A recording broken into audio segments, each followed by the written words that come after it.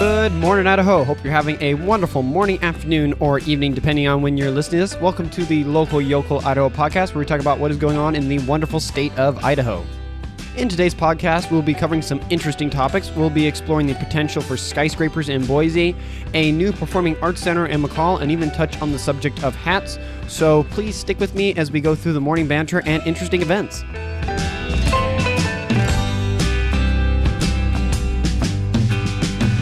But in any case, welcome to the podcast. I hope you all had a wonderful Mother's Day.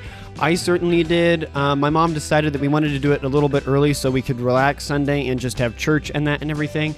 So we ended up going for a hike. Sadly, not here in Idaho. As much as I love Idaho, a lot of the really, really great like hiking spots and stuff, because I personally love having the timber and stuff when you go on a hike. I do not prefer desert hiking, shall we say. I mean, during the late fall and especially early spring, going and hiking out more towards the desert or less forested areas is very, very pretty. You have just these amazing views that you can't have when you're hiking up in the mountains or in forests and stuff, because, you know, there's nothing to obscure it. You could just see for miles and miles and miles. But as we all know, in Idaho, it starts climbing up in temperature usually after May and into June and July, and especially in August. And so hiking those is like a death sentence because there is no shade. There is no escape. The sun's just beating down on you.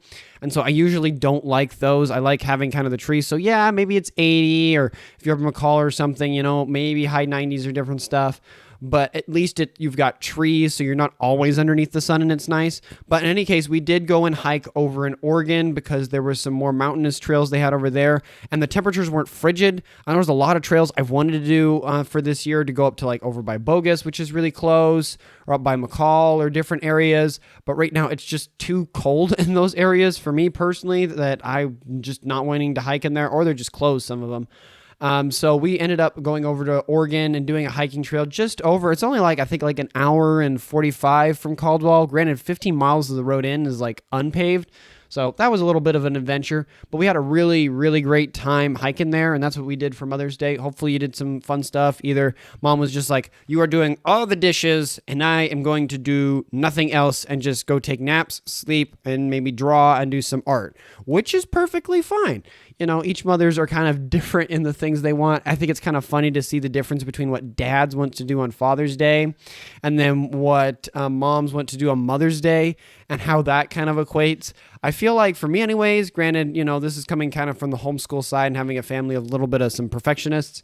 My mother is not one that's like, if I have a free day, cool, that means I can work on all my projects and all the things I was like wanting to do and get to, and I can do this painting thing, and I can read that book I've been meaning to get to, and like what he did, go on like a hike, and I can do all these cool things because I got all this free time.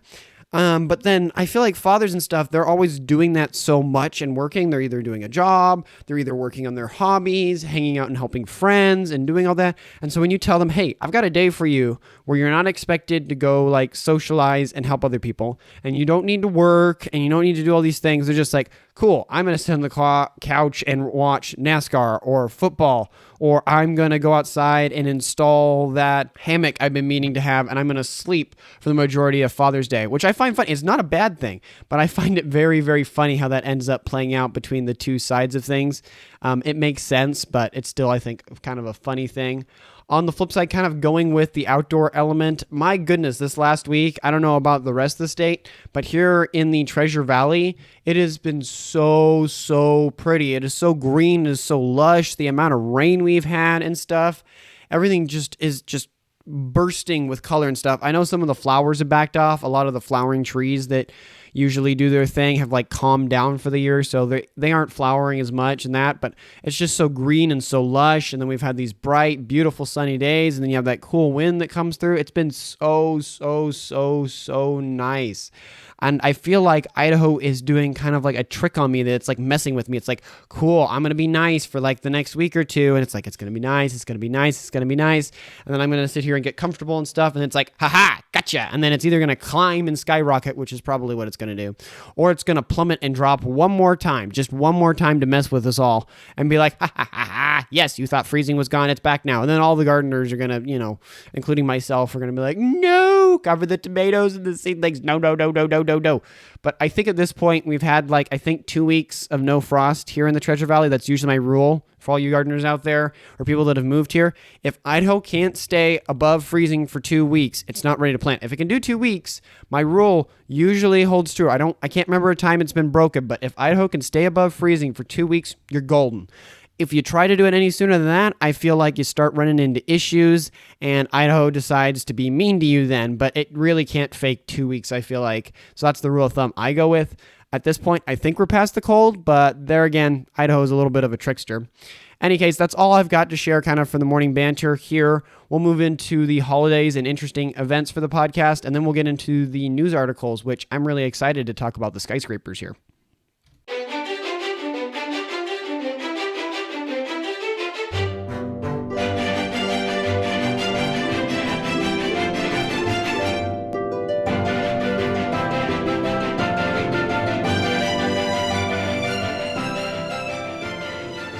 First off, with holidays and interesting events of the week, we have Monday the 15th of May, which is National Chocolate Chip Day and International Day of Families.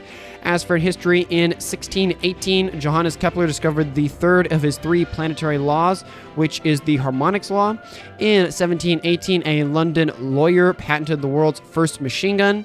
In 1841, the first immigrant wagon train left for California from Missouri. In 1928, Mickey Mouse first appeared in the silent film Plane Craze. In 1940, the first McDonald's opened up in San Bernardino, California. And lastly, in 1988, the USSR began withdrawing its 115,000 troops from Afghanistan.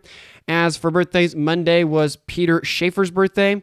As for deaths, in 1886, Emily Dickinson died. And in 2003, June Cash died. Next is Tuesday the 16th of May, which is National Check Your Wipers Day and National Barbecue Day. Ooh, tasty, tasty, tasty. As for history, in 1868, the U.S. Senate failed to impeach President Andrew Johnson by 1 vote. In 1943, the famous Dam Busters raid happened with the 617th RAF Squadron. And lastly, in 1944, the first 180,000 Jews reached Auschwitz. As for birthdays, Tuesday is Pierce Brosnan's 69th birthday. As for deaths, in 1985, Margaret Hamilton died. And lastly, in 1990, Jim Henson died. Then we come to Wednesday the 17th of May, which is National Graduation Tassel Day and National Cherry Cobbler Day. As for history, in 1792, 24 merchants formed the New York Stock Exchange at 70 Wall Street. In 1973, the Senate Watergate Committee began its hearing. And lastly, in 2004, Massachusetts was the first state to legalize same-sex marriage. As for birthdays, Wednesday was Edward Jenner's and Bob Saget's birthday and is Ellen Kay's 82nd birthday. As for deaths, in 1829, John Jay died. Then Thursday the 18th of May, which is International Museum Day. Ooh, sounds fun. As for history, in 1804, Napoleon Bonaparte was proclaimed Emperor of France. In 1974, India became the 6th nation to explode an atomic bomb. In 1977, the US, the USSR, and other nations signed the Environmental Modification Convention, which prohibited weather warfare. And lastly, in 1980, Mount St. Helens erupted, causing the largest landslide in history. As for birthdays, Thursday was Frank Capra's birthday and is Brooke Robertson's 85th birthday. As for deaths, in 1973, Jeanette Rankin died. And lastly, in 1995, Elizabeth Montgomery died. Friday the 19th of May is National NASCAR Day and National Defense Transportation Day.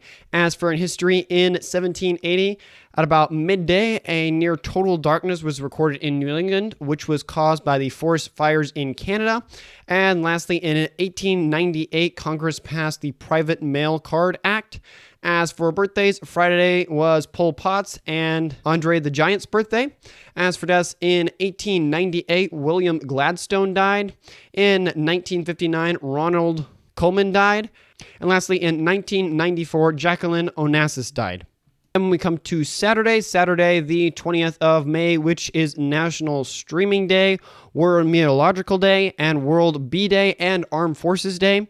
As for in history, in 1609, Shakespeare's sonnet was first published in London. In 1862, President Abraham Lincoln signed into law the Homestead Act, which provided for cheap land for settlement out in the Western America. In 1927, Charles Lindbergh took off from New York at 7:40 a.m., flying across the Atlantic to Paris and making history as the first person to fly solo nonstop across the Atlantic. And lastly, in 1990, the Hubble telescope sent its first photographs of space back to Earth. As for birthdays, Saturday was James Stewart's birthday, and as for deaths, in 1506, Christopher Columbus died. And then lastly, we come to Sunday, the 21st of May, which is National Strawberries and Cream Day and International Tea Day. Ooh, tea, my favorite. As for history, in 1832, the first Democratic National Convention was held in Baltimore. In 1927, Charles Lindbergh landed in Paris after crossing the Atlantic Ocean. And lastly, in 1932, Amelia Earhart landed in Northern Ireland after 17 hours of flying, making her the first woman to fly solo across the Atlantic. As for birthdays, Sunday was Fat Waller's and Andrei Sakharov's birthday. And then in deaths, in 1935, Jane Addams died. And in 2000, John Gilded died.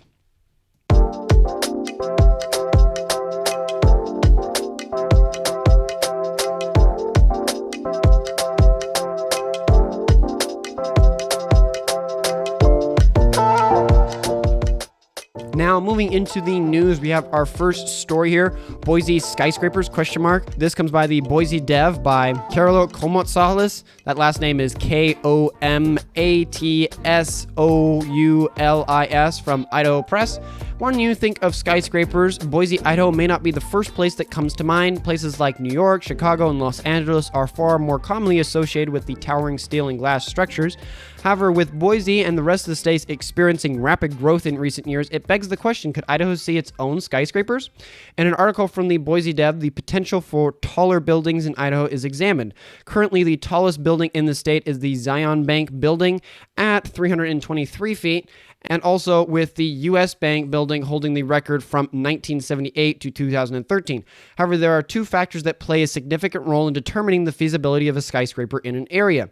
The first factor is the geology of an area. In New York, for example, the skyscrapers rest on a rock called schist. In contrast, Boise's bedrock is only a few thousand feet below the surface, meaning that any tall buildings would have to be supported by soil rather than rock. Although this is not impossible, it requires more work and planning.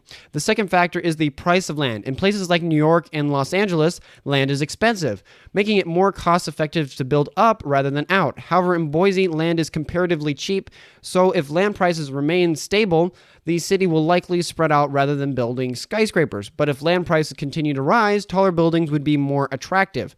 Despite these factors, public desire will also play a significant role in whether or not Boise sees any skyscrapers. Many of the residents who have moved to Boise came here looking for more laid-back lifestyles and have pushed back against the proposal of tall buildings, arguing that more affordable quality housing is a greater priority. Even the Boise mayor, Lauren McLean, also emphasized the need for housing, stating that, quote, anything we can do to ensure that we have housing both in the downtown and throughout our neighborhoods in a built environment and style that is reflective of our past and our future is important, end quote. Granted, Boise has seen several tall buildings proposed, approved, or under construction, including the 12th and Idaho building, which will be the second tallest in the state when completed, the Ovation Boise and the London, which are in the planning phase and will be the 4th and 5th tallest. In the end, public demand and other factors will ultimately determine whether or not we will see future skyscrapers in downtown Boise. Which, this idea is kind of interesting to think about. I mean, for most of us here in the Treasure Valley, we know that like Boise is kind of that one place where you're like, yeah, that's where you have tall buildings in the state. You don't see it hardly anywhere else. I mean, you see it a little bit, maybe up in northern Idaho with like the Lewiston area there, but it's kind of more of an illusion because of the river and how flat some of that stuff right there in that canyon can be and stuff.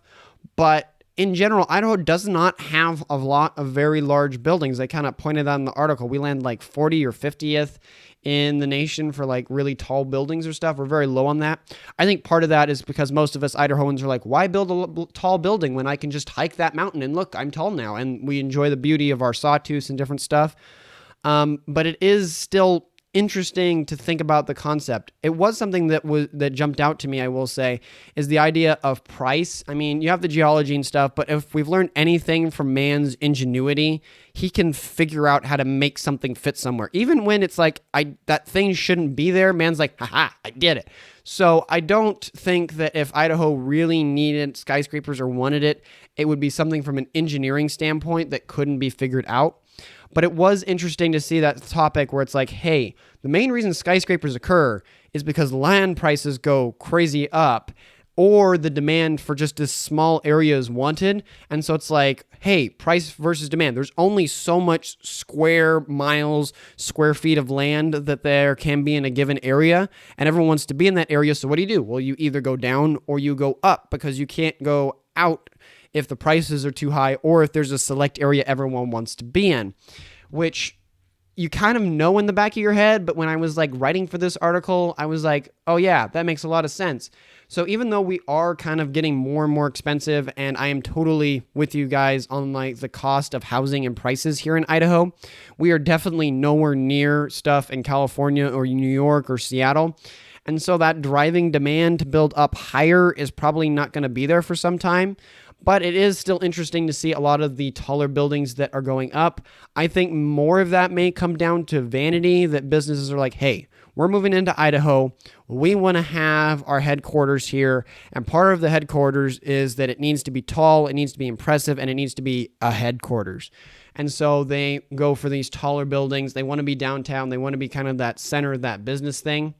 But also kind of flipping back to what the mayor said there in Boise, there's definitely a push, and I can understand that, where you're like, hey, cool, you're building these really amazing buildings that are really pretty, but what about the average person that's trying to move here? We have the demand for a lot of amazing people that are wanting to move here.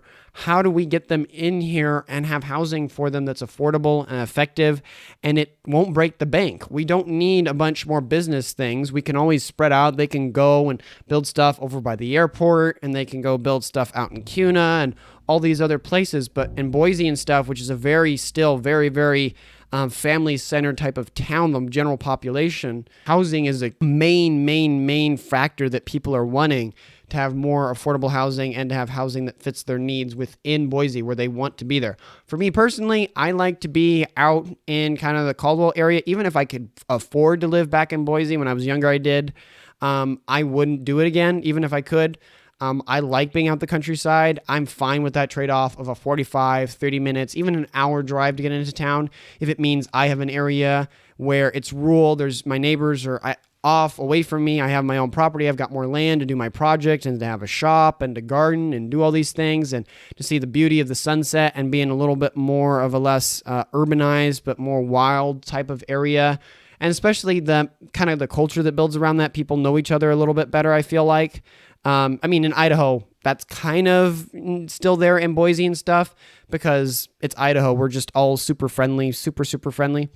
But I would stay out there. But for those who really are still wanting that big city type of life, especially a lot of the Californians that are moving here, main thing are either Meridian, Boise, or Eagle. And a lot of those are some of the highest prices in the entire state. So that push for those cheaper housing. But in either case, it will be interesting to see as these new buildings go up, if they get approved, or how many get blocked, and how aggressive public sentiment is in Ada County, and specifically Boise, towards the existence of some of these taller and taller buildings that are getting proposed in the Boise area. But moving on to a little bit of a smaller article, I think the skyscraper article for today is literally the largest one. I was like writing the script for it, and I was like, oh my word, this is going to be a big one, but it's all good. It all needs to be in there. But anywho, this next one is much smaller, and the rest of them today are going to be smaller compared to the giant one, which was the skyscraper article. Kind of funny how that worked out. You're like, I'm talking about skyscrapers, and yet that one becomes the biggest one. It's just kind of funny, the irony there. Anywho, next story here, expansion for McCall Active Barn. This comes by the Boise Dev by Autumn Robertsons. Brundage Mountain Resort is seeking approval from the Valley County Planning and Zoning Commission to expand operations at its activity barn. The resort wants to keep the barn open year-round and add new activities such as disc golf, multiple-use trails, and employee housing.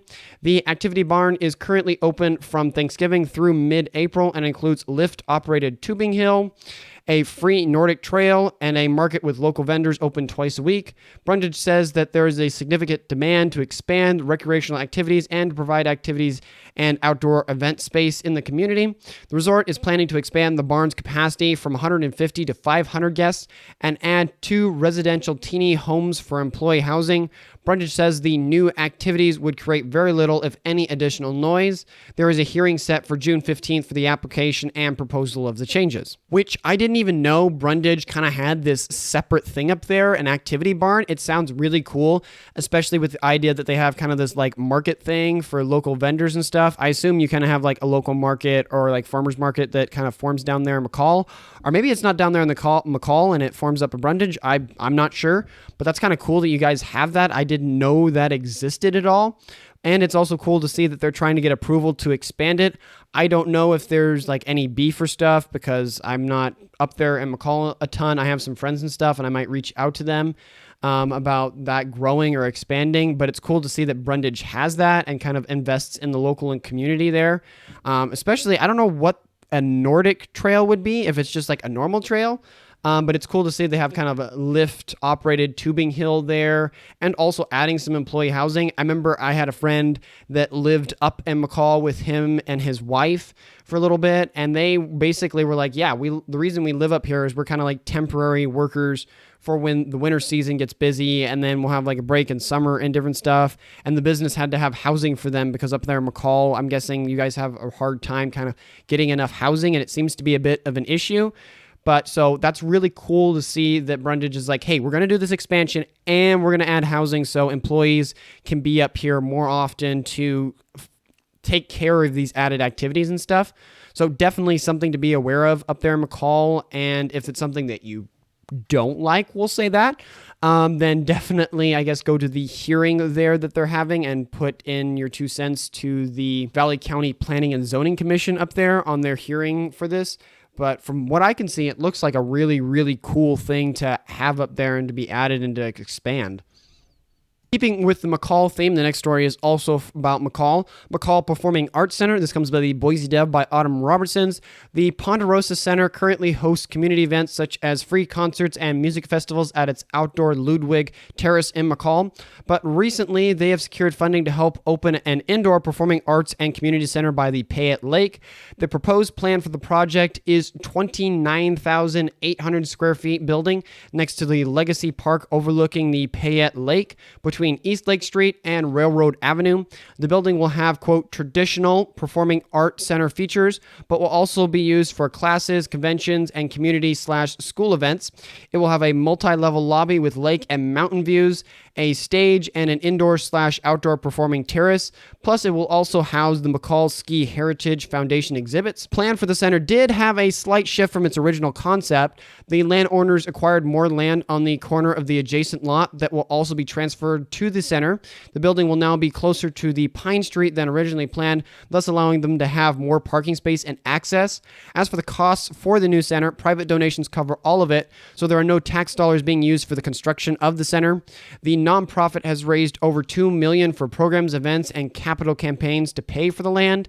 The Ponderosa Center's goal is to secure another $25 million to cover the construction and initial operation costs. So for those of you that live up in McCall, I think this is super cool. I know down here in the valley and over in like eastern Idaho as well, we have like a ton of different theaters and stuff when I'm doing the events and looking at them and things. You've got like the school over in Pocatello. I'm blanking the name right now, but they have their big the Stephen Arts Performing Center. Got it there. And then over in Boise, you have the Morrison Center, and then you got the Nampa Civic Center, and you've got a ton of different places for stage performances and plays and stuff to happen. But then when I'm covering that for up in McCall, you guys don't quite have as much of that going into summer. I see that you guys have more down by the lake area and downtown, which is super cool. You have more people playing live. A lot of performers, it looks like, end up performing at like the bars and stuff, which is perfectly fine. But like the idea of having a dedicated center that's like, 29,000, or if you round up, almost like 30,000 square feet is really, really cool that you're adding that ability in there. It'll be interesting to see if you guys get some more of the performers that would be down here in the valley at like the Ford Idaho Center or the Morrison Center that will end up there.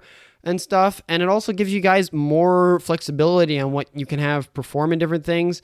I will admit, some people I feel like give performing arts or plays or theater stuff as it being boring and not interesting. I think it's super interesting. I don't go to all of them because they're more expensive generally than a lot of other things you could go and see. And so I have to be a little bit more picky about the events or things that they put on and I go to. But I will say, hands down, I will take, if you gave me an option between, hey, you can go to the theater and see a really good movie and like 4K, and you could like have your dedicated headphones you could plug in so you could control your audio and like a massage chair and everything. Or you could go to a really good play or classical music concert or a comedian or someone you like at like the Morrison Center or stuff. I would take that every single day of the week over that, even if it's another $15 more a ticket. I think it's great to have that in the local community. So it's really, really cool to see that McCall is getting that. You guys are getting that up there, and I hope it all works out. Granted, they've raised the $2 million, $25 million feels like a little bit of a stretch for the community up there to give. I don't know what the financials and the economics are up there. They might get some outside funding. I don't know. But it is cool to see that they're trying to say, hey, we're not going to use tax dollars. If the community wants this, they'll support it. They'll add it. They'll give us the money we need and we can build it. So it's cool to see that they've got the land secured. They just need to get some more funding for the construction and different stuff down the way. Plus that slight change, being able to have some more parking area is super, super cool and will be wonderful, because I will admit the Morrison Center is nice, but it is way too limited in its parking. Many, many times when I've gone there for different stuff, I have to get there so early so I can find good parking spots to then go into the venue. This next story here is a little bit more of a garden-centered one. Idaho Horticultural Month. This comes by KTVB7 by Jim Duty and Karen Valentine. So Governor Little recently declared May to be Idaho Horticultural Month, a month to celebrate farmers, nurseries, and garden centers around the state, which coincides with the usually amazing weather Idaho has in May and the last frost of the year usually. In honor of the new month, people are encouraged to grow more native Idaho plants. The nice thing about these native plants is they are already adapted to the local climate and conditions, thus allowing for lower maintenance and being easier to grow compared to non-native plants. Some popular Idaho native plants include columbines, hellebores, and serviceberries, just to give you guys some ideas, which this is very cool to see. I thought we already had something like this, but great to see that Governor Little added this and that we have now kind of a month. I think it is very, very, very fitting to put it in May, because May is when most of everyone gets their gardening bug. I mean, I'll sometimes get it in February if I'm being honest, but May is that time of year where that full gardening itch comes into full swing, and even the most black thumb type of person, shall we say, if you know what I mean, even starts trying to tinker a little bit with gardening, even if they let go of it into June or July. But I think it's a perfect month for that.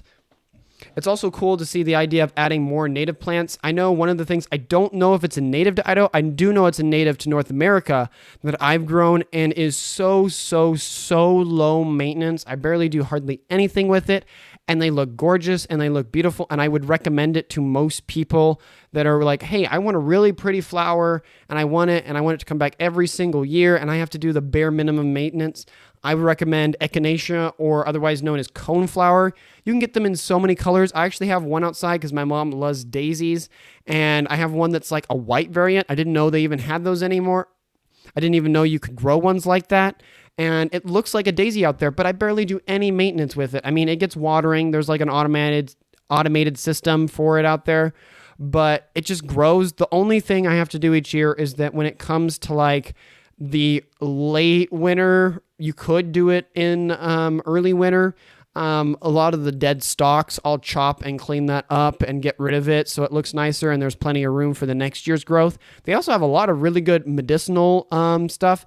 I didn't also know that columbine was one. A couple of these other ones I haven't ever heard of. But for anyone out there that is considering doing more gardening and stuff in honor of the month, shall we say, I would recommend going with more native plants. They take a lot less management than other varieties would. You can just plant them and to a certain extent forget them. Granted, especially with native varieties, the only kick I have against them is sometimes you have to be a lot more observant of them. What I mean by that is native plants, since they do so well here, that's why they're native, they can sometimes get out of check and they'll start spreading, and then any of your other plants that aren't natives can be choked out really quickly by those native plants, because those native plants will be just so strong and vigorous and spread so quickly sometimes if they're more of a spreading plant. So you have to kind of keep an eye on them a little bit more than other plants. But as for the maintenance and care, they're usually a lot easier than most non-native plants. Now moving on to the next story here, keeping with the kind of natural theme, BLM grouse habitat purchase. This comes by KTV B7 by staff.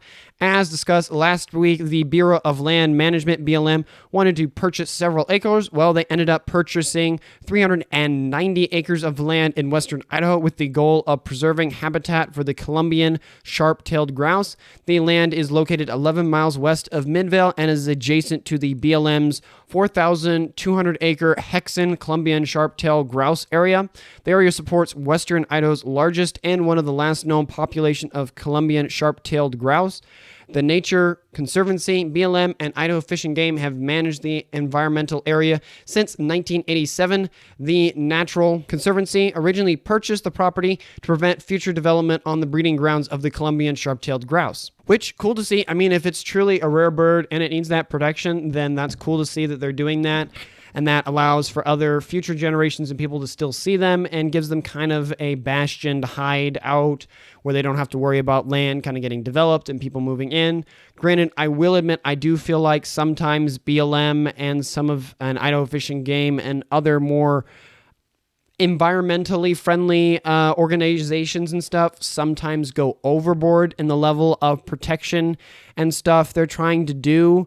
I think technically I remember reading somewhere, or we having a family conversation, don't quote me on this, please go look it up, but that like quail were an endangered species or something here in the state, or a specific breed or something, which made me laugh so hard because the amount of quail I have seen in Idaho is just crazy. You just see huge flocks of them moving. I see them everywhere. They're not endangered at all, in my opinion. Granted, it might have been a different breed. I was glancing over something, or I think someone brought it up at the dinner table, and I was like, yeah, no, the Californian, I think that's the main one we have here. The Californian quail, not endangered whatsoever.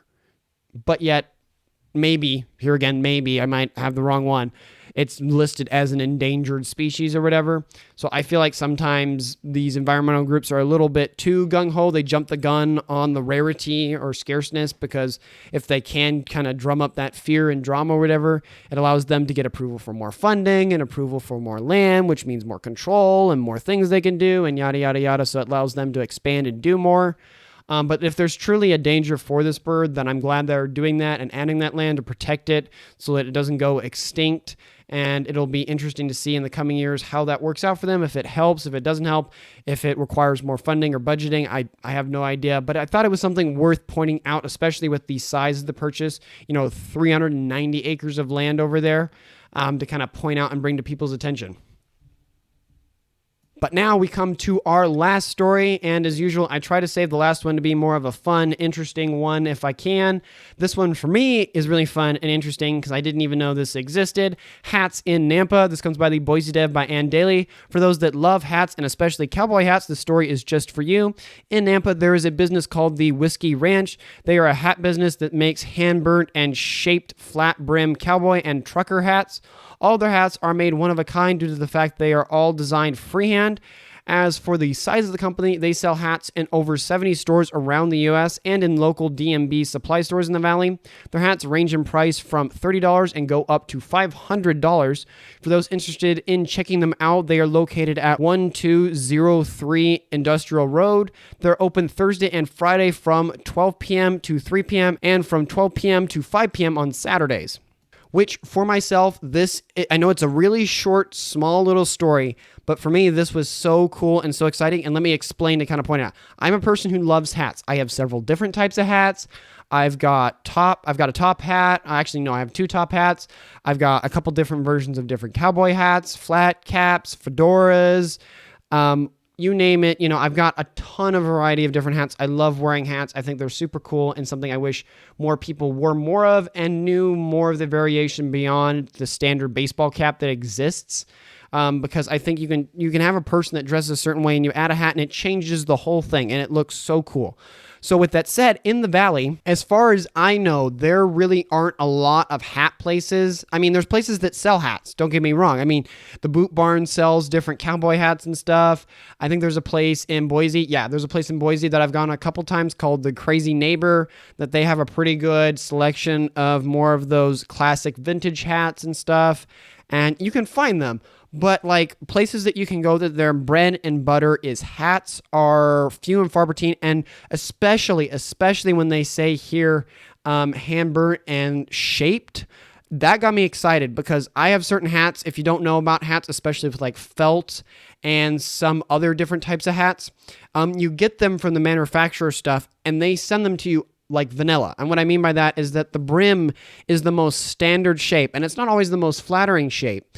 And then what they're expecting you to do is go to either your local hat place or you do it yourself, that you have to steam it and you can shape the brim to whatever you want and then fix it and keep it where you want it at. But here in Idaho, in the Treasure Valley specifically, I haven't known of a place that I could go to be like, hey, I need you to do some adjustment with my hats that it got bent out of shape, or could you steam it for me? I want the brim to have a little bit of a more sharper angle, or I want it to twist up more. I don't know if they do any of that for Outhouse. I'm going to have to check with them there because I'm really interested to see, because I've got a couple hats that I need to adjust the brims on it, and I haven't been daring enough, shall we say, to do it for myself. And the idea of having a hat place, even if it's not their expertise to do more formal hats and stuff like fedoras and things, that I could go to and they have that equipment and they have that experience and that background with those materials, that I could be like, hey, could you just make this brim stay like this? And I could show them, and then they're like, cool. And then they can go back and steam it and adjust it for me. And also for the fact of just having a dedicated business. If you're a person who likes, cowboy and trucker hat, you want to support a local business, there's one right here in Nampa now you can go to and support them and buy stuff rather than having to buy from a big name brand or something that isn't, here in Idaho and is going to charge you arm and a leg, and then you got to ship it and everything. You can be happy, be like, yep, I've got a good quality hat and it's made here in Idaho, and if you have any problems, you could just go back to them and they can help you out with it and repair it, and the guy knows how that hat's built and how to take care of it and all that stuff. But I'm rambling now because I care about hats, shall we say. It is a fun side of it for me. But if you're someone who's interested in that or just curious, probably drop by and see there. The name of it again is Whiskey Ranch. It's there in Nampa. It looks like they're not open to the public a ton. That's probably because of production stuff coming from a job that's like a small company. You don't want people in your hair as much and customer service stuff. But Thursdays and Fridays from 12 p.m. to 3 p.m. and from 12 p.m. to 5 p.m. on Saturdays. So you guys should go check them out. I intend to go check it out and see if I can get some of my hat brims adjusted a little bit. But that wraps up our main stories. Moving into the quickies, these are stories that I didn't have a full discussion or commentary I wanted to give on them, but they're short and quick stories that I wanted to get out to you that I still felt like was relevant. Our first quickie here is Moon Pass work. This comes by the Shoshone News Press by Josh McDonald /staff writers. Up in Wallace, Idaho, there is a remote mountain pass called Moon Pass. The road weaves through a heavy snowfall area that gets very little light, so crews have to be pulled in each year to clear the pass and get it ready. They usually aim for between Mother's Day and Memorial Day, which works out to about 7 weeks of work to get it open. Thankfully, according to the crews, it has been easier this year with far fewer downed trees and other obstacles. So as of the writing of this, they're hoping to have the pass open and ready to go by Memorial Day weekend, but the official release will be given later in a more formal, confirmed way. Next is Yellowstone Road reopening. This comes by East Idaho News by Mary Boyle. The National Park Service announced on Wednesday that roads in Yellowstone National Park will be open on Friday, May 12th at 8 a.m. to public motor vehicle traffic, weather permitting. The roads scheduled to be open are the south entrance to the West Thumb to Old Faithful, West Thumb to Lake Village, and Tower Roosevelt to Tower Falls. Also, the road from Canyon Village to Tower Falls will be open on May 26th, so a little later if weather doesn't get in the way. Bonneville Ferry Golf Team victory. This comes by the Bonner Ferry Herald by Emily Bunson. The Bonners Ferry High School golf team won both the boys and girls district championship on Monday at Twin Lakes Village Golf Course. The boys team won with a score of 396, while the girls won with a score of 401. Lotspeech said he was excited for the Badgers to compete at the state. Quote, I think we have a good chance to do well, he said. We have been playing well all year. I think we're peaking at the right time, end quote. The Badgers will face tough competition at state, but Losvich is confident in his team. Quote, we've got a good group of kids and they're all working hard, he said. I'm excited to see what they can do, end quote. Now we come to our last Quickie new coffee shop in Boise. This comes by the Boise Dev by Gretchen Parsons. A new coffee shop called Jitters by Jane has opened up in downtown Boise. It is located at 208 North 9th Street near Franklin Alley. The shop offers a variety of coffees, tea, Italian sodas, and energy drinks. For food, customers can order bagels, muffins, and oatmeal. The owner, Lexi Domino, announced the opening in a popular Facebook group, Boise Food Finds, and said she eventually plans to expand the food menu. The shop is open from 7 a.m. to 3 p.m. Tuesday through Friday, and from 9 a.m. to 4 p.m. Saturday and Sunday. The shop is closed on Mondays.